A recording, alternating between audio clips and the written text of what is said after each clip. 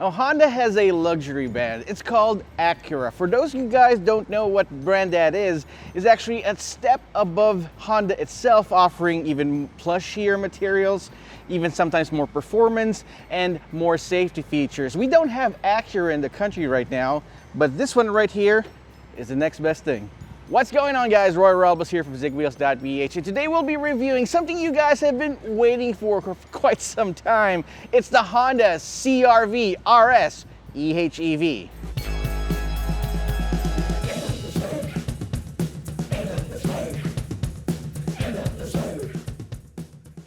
For starters, here in the front end of the Honda CR-V RS, you got this blacked out grille, a more aggressive looking honeycomb pattern right here, and of course the RS badge. I gotta say, this canyon blue colorway that they've introduced in the Honda CR-V RS definitely fits the entire build. I love how blue contrasts with piano black. You know how much I don't like piano black, but in this case, it absolutely works. Now, with the current design language of Honda, I really appreciate how that is, because each one of their cars kind of looks very similar to each other. But with the Honda CR-V, it definitely differentiates itself with a lot of things. For example, you got this blacked out headlamps here, but you got the smoked effect going on. You got this wing going from in between those LED headlamps, going across the entire front of the hood there. And of course, you got this nice looking and aggressive looking lower chin as well. Notice that you've got the blue Honda badge there. It's a Honda badge with a blue halo around it. Now, for you Honda tuners out there, and of course I know what you guys are talking about, you've got to have that red badge, right? But I doubt if any of you guys would want to be changing this. This is the new normal when it comes to Honda badges. And I mean, it's just something to be proud of. And of course, those MMDA guys would be looking at that if they want to know that you're running a hybrid. I mean, look at this. It's simple, aggressive, very CR-V, and very Honda. Now, notice that the badge itself is covered in glass, and you won't find any radar pads anywhere. That's because Honda engineers are very OC that way. They were able to hide the sensors right here on the Honda badge. You do have sensors on each side. You do have a camera on top for Honda sensing, and another camera right there for the 360-degree camera system.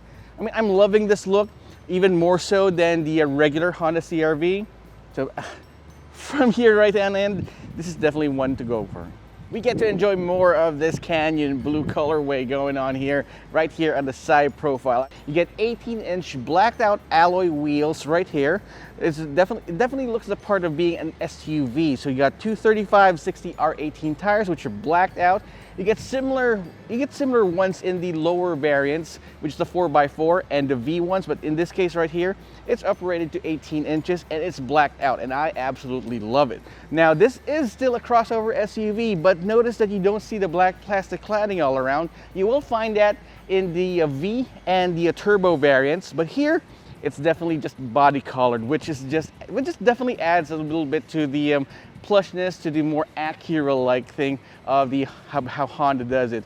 I mean, on the front fender, the front over fender, you've got an orange and amber strip right there. It's a reflector. You got blacked outside mirrors here with turn signals. And on the right side, you have the lane watch camera. You've got a roof rail on top, which is nice. 198 millimeters of ground clearance, which is good because you need that, especially when going through pockmarked roads here in the Philippines. And yeah, you still have the typical grab handles here, and you've got the wraparound LED tail lamps visible on there as well. Overall, for me, it's really a nice touch that they body colored those over fenders. It just adds a little bit more class to the entire RS proceedings. Right here in the rear of the Honda CR-V RS, it still gives off that same design as the lower variants, as well as the same complaints that I have. I mean, you've got the typical CR-V vertical tail lamps right here. You definitely know it's a CR-V because ever since the first generation CR-V, you've got those vertical tail lamps. Well, what I don't like are these these pod looking. They look like commas right here, especially when you're driving at night. Not very sporty at all, but I think a refresh would fix that, but that's just my opinion. I mean, I want to know what you think about this. Drop me a comment down below. You got a high tail lamp right here. You've got the shark's fin antenna. I know you guys love the shark's fin antenna. And of course, a nice diffuser looking part right here at the bottom of the rear bumper. You got two chrome looking trims at the bottom that make it give you the impression that it has two exhaust ports, but no, the only on here on the right side, that's where the exhaust port lives. Right there, it is blank. So no, it just adds a little bit more to the symmetry of the entire thing. But here, you got a CRV badge, and yes, this is why you buy the top of the line Honda CRV. You got the RS badge right there, and HEV. The same blue halo around the Honda badge lives right there. I wonder if you guys would be changing that to red. I wouldn't. You guys, you would love to have this one. This is special. You got the blue one all right there. Now, it has a power tailgate feature, which is nice and expected. I wouldn't expect this to have anything less at a low loading floor height. Now, the previous CRV that we reviewed actually was a 3-row 7-seater. In this case, though, it's not. It only has 2 rows and seats 5 people. That's because they won't be able to fit a 3rd row here, because underneath that, that's where the battery lives. So they definitely won't be able to sit anyone right there, wherever you have the battery. You do have a 12-volt socket here in the back in case you want to help the 2nd row passengers charge their devices, and no cup holders. That's the thing I appreciate about this. I mean, you are carrying a 5-seater, although this platform is capable of bringing 7 people. Usually they have cup holders stuck right there for no apparent reason, even though it's a 5-seater, and Honda is able to remove them in any case. Now, you do have a little bit of space right here to put some random stuff. You've got a 60-40 split configuration here for the 2nd row seats. You can fold those seats down. They fold fairly flat, and they can fit pretty much anything. It's really huge inside. Even with the 2nd row seats up, you still have a lot of space for all your stuff here, and you've got tethers and hooks on each side so that you can make sure that they won't jostle around while you're driving. Overall, the exterior of the Honda CR-V RS is definitely inspiring. It delineates itself from the lower variants just enough to know that you're buying the premium variant. And yeah, you can't really escape the fact that it's still an SUV with the SUV shape, but because it's a Honda, it adds a little bit of touch of sportiness. But let's take a look at the inside and see what's what. All right, so we're inside the Honda CR-V RS EHEV. It's a lot. I'm just gonna say CR-V RS from now on. And right away, you are immersed in a sea of blackness, because that is the theme of the interior. Being an RS variant, I really expected this, but I didn't expect how dark it is inside, and I absolutely love it. You got this black headliner, black dashboard. You got even this right here on the door cards and the center console. They're only broken by some bits and pieces of some very, very dark black and a little bit of a brushed aluminum look here, as well as on the center of the dashboard there. And like I said, it's a nice touch. And I don't really appreciate piano black, but the way they implemented piano black here in the middle of the dashboard and in the interior here of the steering wheel is nice, because it is far beyond the touch points here. You won't be touching those items anyway, and it's really not very visible. Very nice and very tasty implementation of piano black. You also got some red stitching on the steering wheel, on the shifter, and on the seats, which is a nice touch. A little bit of sportiness for you guys going on with the Honda CR-V RS. Okay, so the seats are nicely padded. It's one of the most comfortable seats that I've seen in this class, actually. And it's really a step above the usual compact crossover SUV segment. Sometimes they just give you leather seats and they call it a day, but these ones here are very nicely bolstered on each side. Despite the fact that my wide frame, it still is able to keep me nice and stable, especially when driving aggressively, and that's something that we'll be testing out later on. So a hallmark of crossover SUVs and the upper tier is, of course, power seats. These seats are nicely powered, but you've got an 8-way power adjustable setting right here on the driver, so you can go up, down, forward, back, lean forward, lean back, and you've got lumbar support as well. Now the passenger is actually not left behind. It also has power adjustable settings. You can lean forward and back, and go forward and back as well. One more thing about current generation Hondas is the design of the dashboard. The dashboard here features that same honeycomb pattern in the middle of the dashboard, similar to what we've seen in the Honda Civic and the Honda Accord abroad. I mean, I wish Honda would bring the Honda Accord back, but I don't see that happening soon. Right, Honda? Anyway, we've got the honeycomb pattern there. It also has the inherent downsides of that, which means this is going to be very dingy 10 years down the line. But right now, September 2024, it looks great. I mean, it's a different kind of pattern implementation other than the other cars. It's actually hiding the aircon vents behind it, which makes it a little bit neat. Another thing about Hondas is the clicky wheels that they put in. It's very good for someone who loves to fidget, especially. So while stuck in traffic, I actually just do that. I know that's bad for the dials, but anyway, what you gonna do, Honda? But yeah, that's something that I really appreciate. Plus, the volume knob is also the same clicky pattern. It doesn't have the same sound, but it's nice. I like it. So you also got two USB ports right here, one USB-A and one USB-C. The USB-C port is there exclusively to fast charge your phone, while the USB-A port is to connect your phone for Apple CarPlay and Android Auto. This car, by the way, has wireless Apple CarPlay and just wired Android Auto. Now, another big change about the Honda CR-V RS compared to the previous generation is that it now has a manual, not the manual transmission shifter, but a manual stock here, a shifter that's actually a nice touch there, because the previous one had those buttons. So buttons to shift forward and back.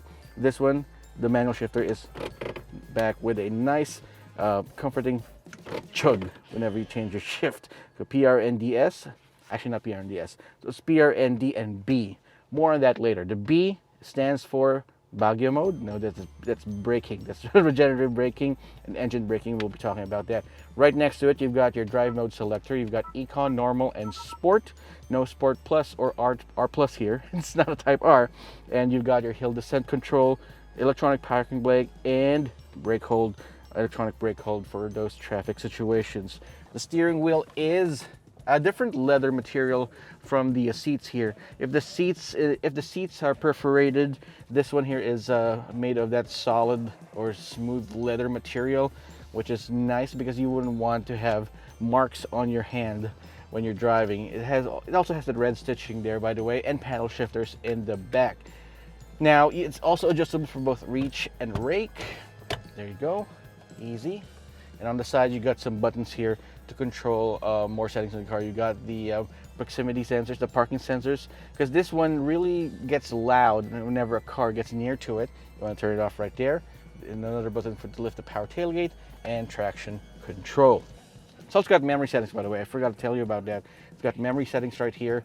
And once you turn the car off, it actually slides all the way back so you can easily get out. On top here, you got a sunglass holder with a mirror, which is I call that the dad mirror, because if your kids, which is something that you usually use a CR-V with, if your kids start to get noisy when you're driving, you say, "Are you there yet? Are you there yet? Are you there yet?" Now you can actually use this and say, "Shut up! Hey, shut up! Shut up!" No, you can use this one to actually check on your kids right there on the back. One thing I'm surprised is that it's got a huge panoramic sunroof as well. Now, usually panoramic sunroofs, you'd find that in the Chinese cars or even luxury cars, but Honda decided to, hey, let's just give it to you guys anyway. And my favorite part of that, again, it's just sweet blackness.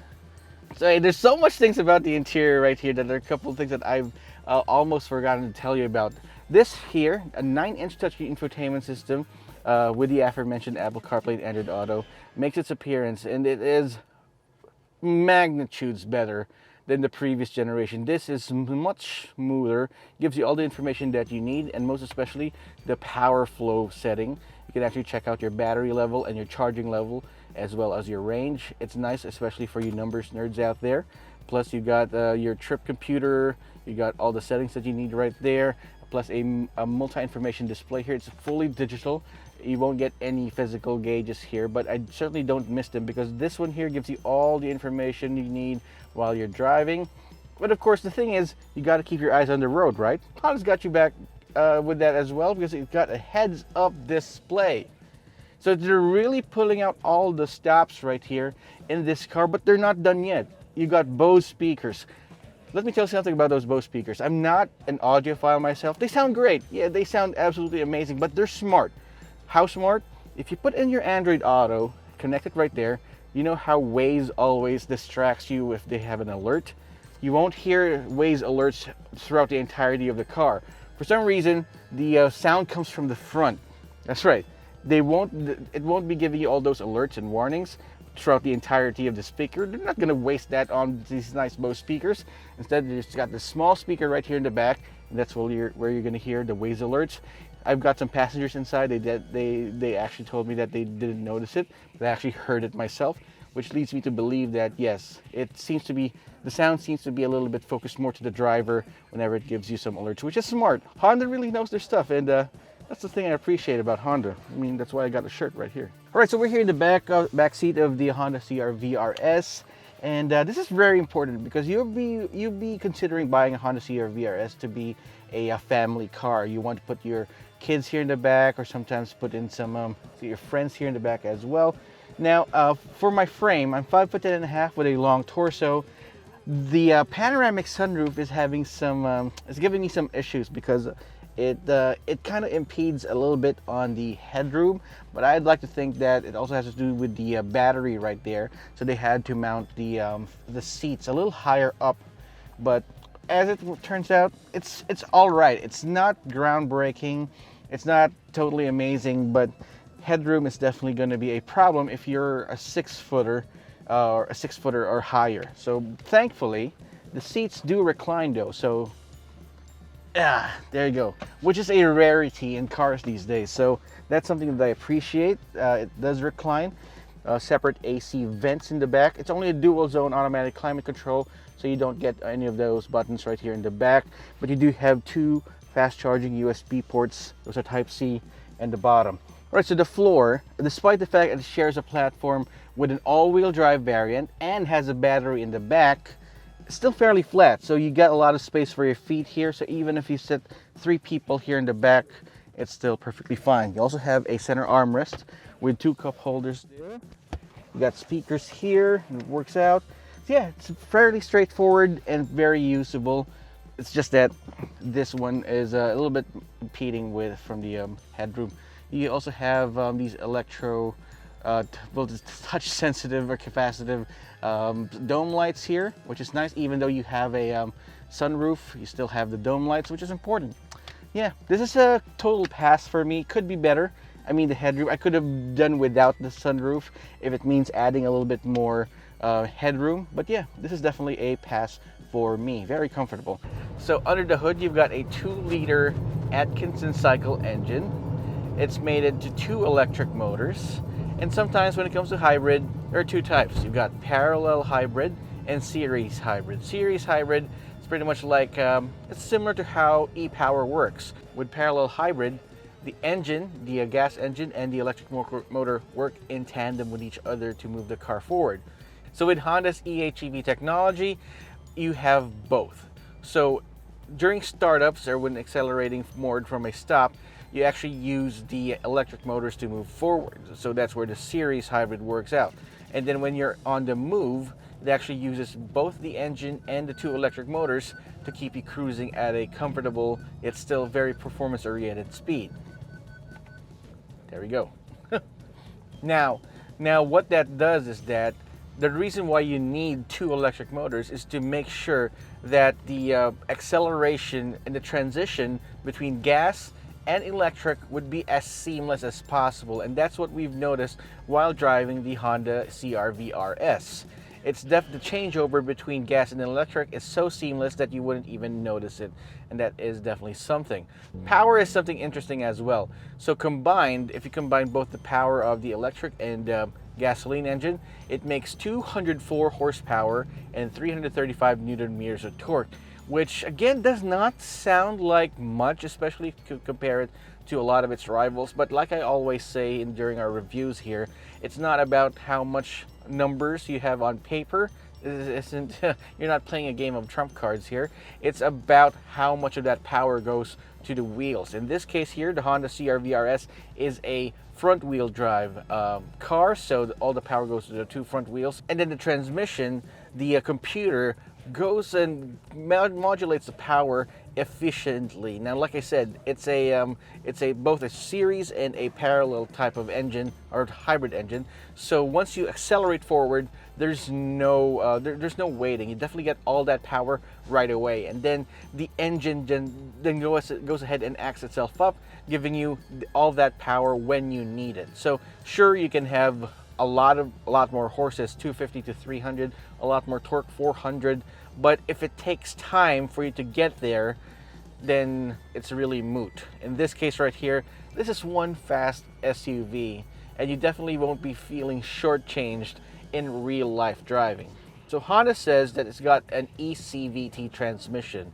So Honda's been known to make great CVTs, but that's just pretty much like marketing speak, because what we have right here is something beyond CVT. It's not your automatic slush box, it's not your regular CVT driven by gears and belts, it's a computer. So it's like a direct drive transmission, similar to electric vehicles, like pure electric vehicles.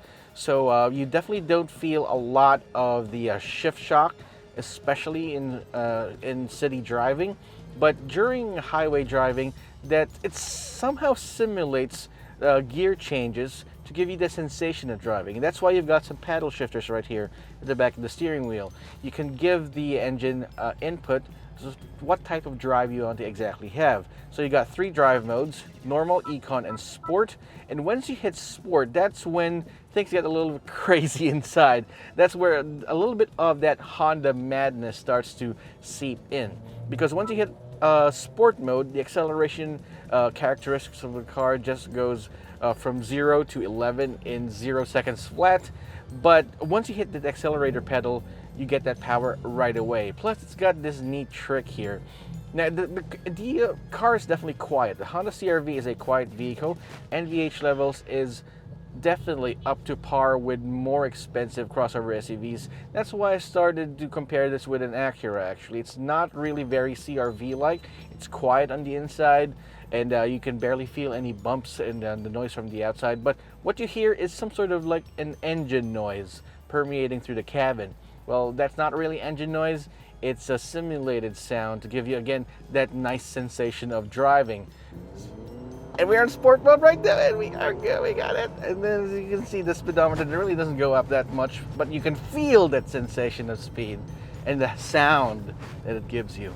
The best that I was able to get in heavy traffic and city driving is 19 kilometers per liter, but once it gets a little heavier, 17 to 18 kilometers per liter, and that is insane. Previously, people looking to buy a Honda CR-V were really apprehensive in getting one because of its infamous fuel economy. Whatever CR-V you're getting, you know that you won't be getting the best fuel economy. Now it's really up there, especially when compared to even smaller SUVs or even hatchbacks. Yeah, it's more fuel efficient than a hatchback. And out on the highway, when we tested this out, 28 kilometers per liter, easy. I mean, what witchcraft is this? CR-V, wow. All right, when it comes to safety features, you're definitely not left lacking with the Honda CR-V RS. It's got a complete suite of passive and active safety features thanks to Honda Sensing. So you got the 360-degree camera system, forward collision warning, brake assist. It's also got blind spot monitoring systems. You got the parking sensors all around, as well as adaptive cruise control, lane watch, lane keep assist. Basically what I'm saying, what you are looking for when it comes to advanced driver assist systems, this has everything. So one thing about the lane watch system in the Honda CR-V, with Honda cars in general, is that sometimes the other cars would show you a video feed of the right side if you activate the turn signals, especially the right side. But what that does is that if you're looking at Waze and you activated that, there's no way for you to go back to the previous menu. So it's definitely not going to be good, especially if you're traversing through streets you're not familiar with. With Lane Watch here in Honda though, there is a button right here on the left stalk, so you can go back from the video feed to whatever you're viewing right here on the screen, which makes it a lot more convenient. Of course, it still has the same, the standard safety features like multiple airbags, ABS with electronic brake force distribution, traction control, stability control, and all that jazz, as well as the ISOFIX anchors that you will definitely need if you're buying a Honda CR-V and you've got a little one sitting in the back. Pricing for the Honda CR-V RS starts at 2,590,000 pesos. Considering that the earlier CR-V that we reviewed only starts at 2.1 million pesos, that's quite a hefty price tag. But consider the options, or consider the features that you'll be losing from that entry-level V variant. I mean, you definitely lose these nice leather seats, the Bose speakers, and then of course the black headliner and all that, plus the exterior bits and pieces that you get being an RS model. Plus, yeah, that engine. Sure, you get the 1.5 liter turbo from the entry-level variant, which admittedly is very sprightly and quite nice to drive, especially out of town. But with the hybrid engine that Honda's starting to give us, this is a revelation to me. I mean, as a Honda fan myself, I believe that giving Honda models that same engine would definitely be a game changer for the brand, giving us new life to newer fans out there. I wish that they just implement that to more models moving forward. I can't wait to see the Honda Civic Hybrid. That's definitely going to be a looker. So we can't wait to review that. Now, if you're in the market for a Honda CR-V RS, the hybrid variant, you might want to check out other options as well. So I'll give you some options that you might want to consider. There's of course the venerable Toyota RAV4 Hybrid.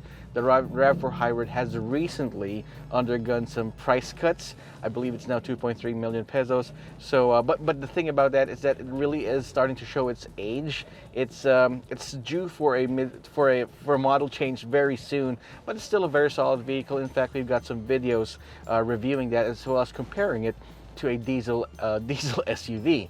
Then there's the Mazda CX-60, and oh boy, that car is definitely trying to punch above its weight class.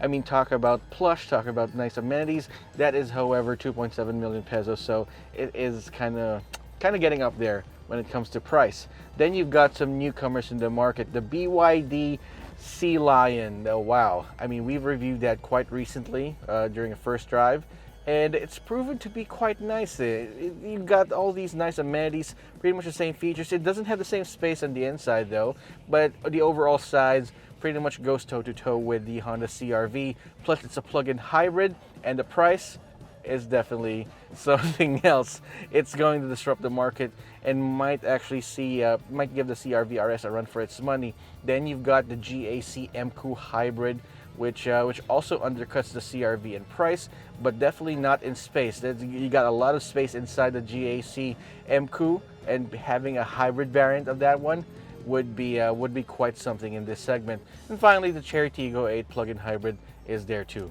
So that's my full review of the Honda CR-V RS HEV. That's a lot of words. But yes, like I said earlier in the review, this is pretty much the closest thing that we have to having an Acura here in the Philippines, because this is their top tier car, the top tier SUV. But does it really justify the 2,590,000 peso price? Yes, I definitely think that is definitely justified. You've got an advanced hybrid system under the hood. It's got plush interiors, and yes, the experience is definitely something else. But I want to know what you think. Drop me a comment in the comment section down below. While you're at it, subscribe to our channel and hit that notification icon so you wouldn't miss any of our videos. This has been Roy Robles from Zigwheels.Ph. See you guys next time.